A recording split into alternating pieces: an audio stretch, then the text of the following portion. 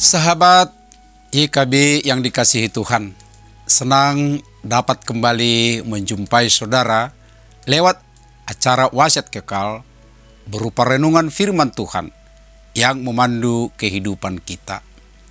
Saya Pendeta Robert S. Pandiangan dari Gereja Huria Kristen Batak Protestan, Resort Mampang Perapatan, anggota PGW DKI Jakarta. Renungan kita hari ini, Minggu 21 September 2025, yang ditulis oleh Pendeta Esi Eisen dari GKI Halimun Jakarta dengan judul Harta Duniawi untuk Kemah Abadi, yang dilandaskan pada Injil Lukas 16 ayat 1-13, dan yang akan menjadi pusat perenungan kita adalah Lukas 16 ayat 9. Sebelum membaca Alkitab dan merenungkan, mari kita berdoa. Terima kasih ya Allah Bapa, saat ini kami boleh mempersiapkan hati, mempersiapkan diri kami untuk mendengar firman-Mu, untuk menguatkan hati kami dalam perjalanan hidup. Oleh karenanya kami mohon ya Tuhan, dalam segala kekurangan kelemahan kami, mohon ampun, sehingga kami layak di hadapan-Mu. Dan biarlah atas kuasa Roh-Mu yang kudus, kami diterangi, dikuatkan untuk melakukan kehendak-Mu. Terpuji Engkau dalam anak-Mu Yesus Kristus Tuhan kami. Amin. Sahabat, saya akan bacakan untuk kita Lukas 16 ayat 9. Beginilah firman Tuhan. Aku berkata kepadamu, ikatlah persahabatan dengan mempergunakan mamon yang tidak jujur, supaya jika mamon itu tidak dapat menolong lagi, kamu diterima di dalam kemah abadi. Demikian pembacaan firman Tuhan. Sahabat, dalam pengawal daripada renungan ini, Pendeta Yesi sebagai penulis renungan ini menceritakan ya bahwa beliau membaca pesan WhatsApp dari sahabatnya yang sedang mengerjakan proyek sosial kemanusiaan, yang menjelaskan kebutuhan dana untuk proyek tersebut dengan penuh harap.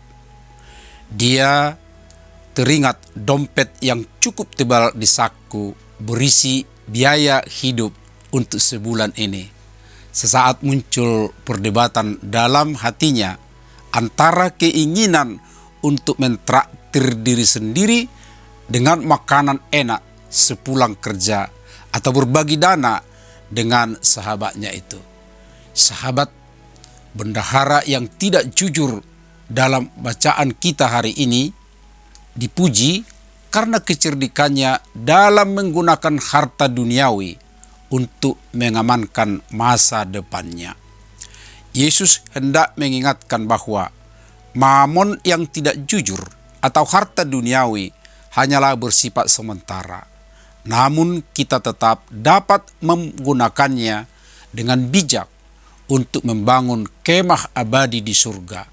Kita dapat menolong sesama, bermurah hati, dan mendukung pekerjaan kasih. Dari bacaan ini kita memahami bahwa Kristus dapat menggunakan mereka yang tampak tidak layak untuk menjelaskan arti kasih yang berhikmat. Setiap orang yang mau menggunakan harta duniawi untuk menyatakan kasih dan kepedulian kepada sesama akan berbahagia. Pertanyaan bagi kita, sudahkah kita menggunakan harta duniawi yang Tuhan percayakan untuk membangun kemah abadi? Sahabat, marilah kita meneladani bendahara yang cerdik, bukan dalam ketidakjujurannya, melainkan dalam kebijaksanaannya, menggunakan harta duniawi untuk tujuan kasih. Mari kita menjadi jalan berkat bagi sesama, demi memuliakan nama Tuhan. Marilah kita berdoa. Kami berterima kasih atas firman-Mu mengingatkan kami, ya Allah Bapa, agar kami memakai dengan baik harta yang telah Tuhan berikan dalam kehidupan untuk boleh memuliakan nama-Mu dan juga berbagi kasih kepada sesama kami, dan mereka pun bisa kenal dan memuliakan-Mu. Biarlah Tuhan, kami setia senantiasa akan apa yang Tuhan berikan dalam kehidupan. Terima kasih dalam anak-Mu Yesus Kristus. Amin. Sahabat, demikian renungan kita hari ini. Jangan lupa subscribe, like, dan bagikan kepada sebanyak mungkin orang. Tuhan memberkati.